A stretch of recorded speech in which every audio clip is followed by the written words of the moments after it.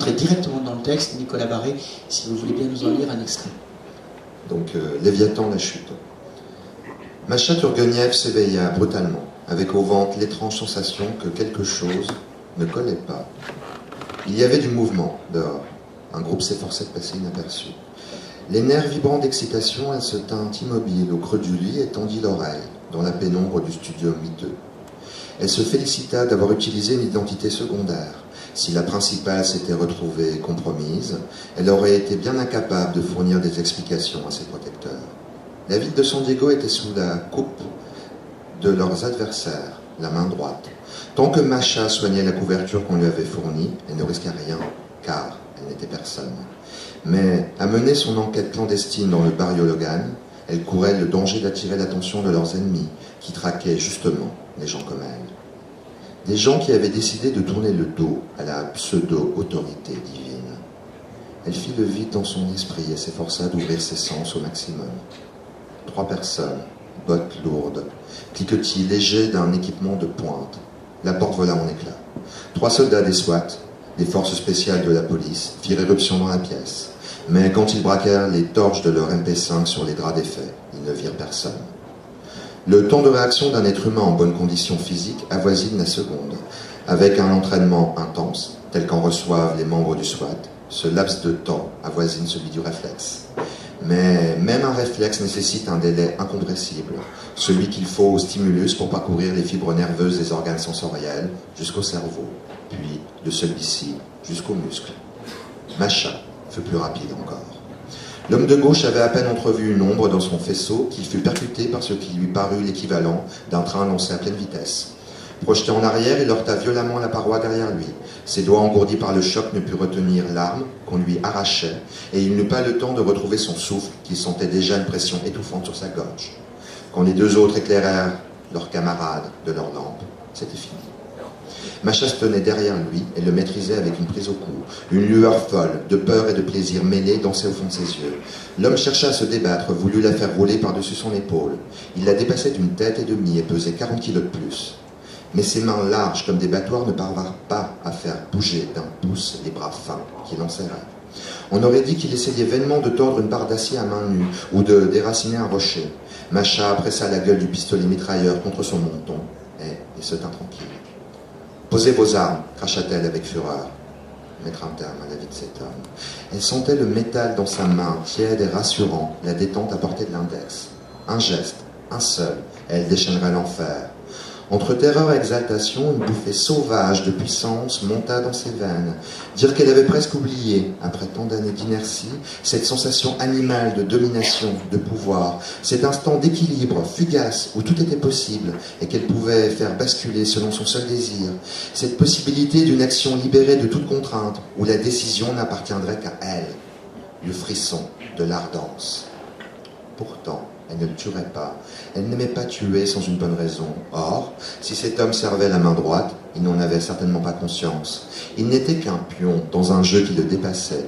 Et puis, il lui était plus utile vivant que mort, pour l'instant. Les SWAT échangèrent un bref regard. Elle y eut une pointe de stupeur et d'angoisse. Cela ne s'était pas du tout passé comme il l'avait prévu. « Je veux tout voir par terre, dépêchez !» Les 2 hommes écartèrent lentement les mains en signe de reddition et déposèrent un à un leurs pistolets mitrailleurs, revolvers et couteaux de combat sur le sol. « Reculez dans le couloir, foutez le camp !» cria-t-elle d'une voix qui approchait du rugissement. « Et que vos copains restent en arrière !»« Ça ne sert à rien, » essaya l'homme de droite d'un ton conciliant. « Vous ne faites qu'aggraver votre situation. L'immeuble est bouclé, vous n'irez nulle part. Soyez raisonnable, rendez-vous. » Lionel Davoust, quand on entend comme ça le texte qu'on a écrit, qu'est-ce que ça fait comme effet ? Déjà, je veux remercier Nicolas qui, pour moi, un excellent lecteur et j'aime beaucoup la façon qu'il a de mettre le texte en valeur, donc merci. Et bah, évidemment c'est très agréable puisque la scène qu'on a dans sa tête prend vie une 2e fois et surtout une scène d'action comme ça où on a quelque chose de visuel et en plus d'interne avec le feeling de Macha. Ça donne aussi un éclairage différent de l'entendre de l'extérieur.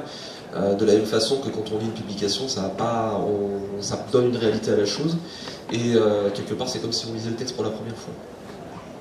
Alors, on a entendu parler de la main droite, on suppose qu'il y a la main droite, il y a la main gauche, il y a un affrontement. Est-ce que la main droite c'est le mal et la main gauche le bien, ou c'est l'inverse, ou c'est autre chose? Alors c'est tout à fait autre chose. Alors, les distinctions entre voix de la main droite et voix de la main gauche, ce sont le terme de voix de la main gauche, alors j'ai plus les dates, mais remonte à l'Inde antique, ou notamment à travers le thème de Vamakara, donc c'est quelque chose de très ancien. La voix de la main gauche, en fait, à la base, ça désignait tout ce qui était l'antinomisme, donc aller contre la norme, dans les traditions de l'Inde ancienne.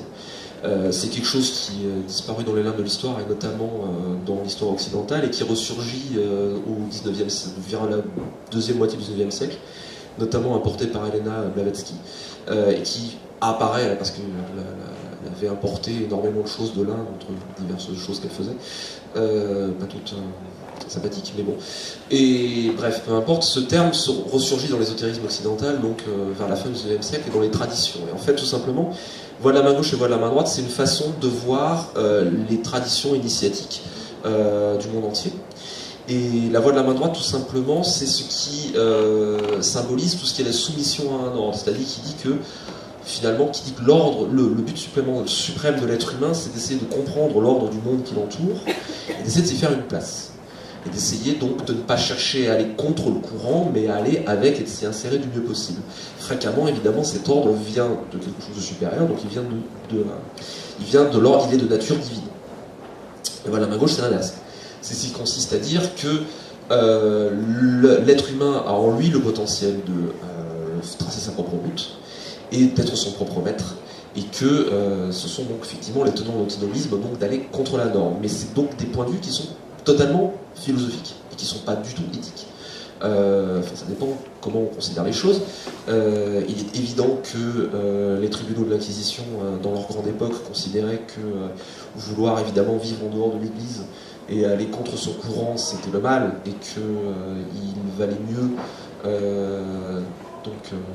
L'hérésie est évidemment lourdement condamnée. Ils n'ont pas autant brûlé de gens qu'on l'imagine, parce qu'on a souvent cette image d'Épinal, ils l'ont fait, mais pas autant qu'on le pense quand même.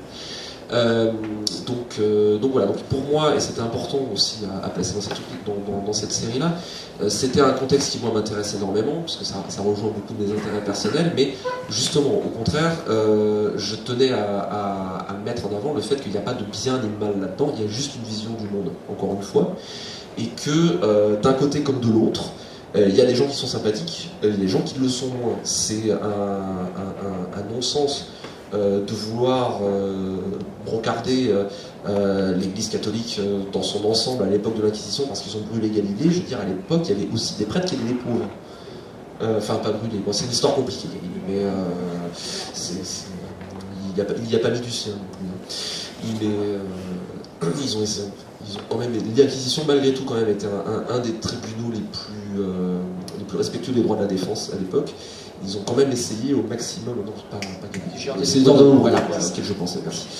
C'est Galilée y a échappé, pardon. C'est Bruno. Et Bruno, l'Inquisition a fait tout ce qu'ils ont pu pour essayer de le faire remettre dans le droit chemin. Le problème, c'est qu'il était de la maison, donc ils ne pouvaient pas vraiment tolérer ça correctement. Ils ont essayé 1000 fois de lui dire non mais arrête, sérieux, arrête. Mais bon. Oui, ce sont des points de vue plus sur le monde, et en fonction de l'endroit où on se place, en fonction de la morale que l'on a, et c'est une idée qui sous-tend effectivement Léviathan, la morale est un choix, et il y a des gens très sympathiques et très détestables dans un camp comme dans l'autre. Et notamment les personnages, en particulier Masha, puisqu'il y a les 2 puis 3 personnages principaux de la série, notamment Masha et en partie Andrew, qui est le personnage qui apparaît dans Volume 2, qui est l'agent du FBI, se trouvent confrontés à ces questions-là, des questions de moralité, de choix moraux par rapport à eux-mêmes. Alors pour qu'on s'y retrouve, peut-être qu'on va aborder les personnages un par un. Masha, quelques mots sur Masha, sans trop en révéler, pour situer, et quel est le rôle qu'elle joue. Voilà, sans trop révéler, on est au début du roman. Je mets la charrue dans les deux. Donc Masha Tourguenieff est une guerrière de la main gauche. Donc c'est une mage sur le retour. Donc c'est quelqu'un qui, selon l'univers de Léviathan, a eu accès à des techniques anciennes et initiatiques, qui lui ont permis de développer quelque peu, comme on le voit dans la série, d'aller légèrement au-delà du potentiel communément admis de l'être humain. Mais c'est quelqu'un qui s'est rangé, et c'est quelqu'un qui fait partie d'un complot dont l'autre personnage principal, Michael Peterson, fait l'objet.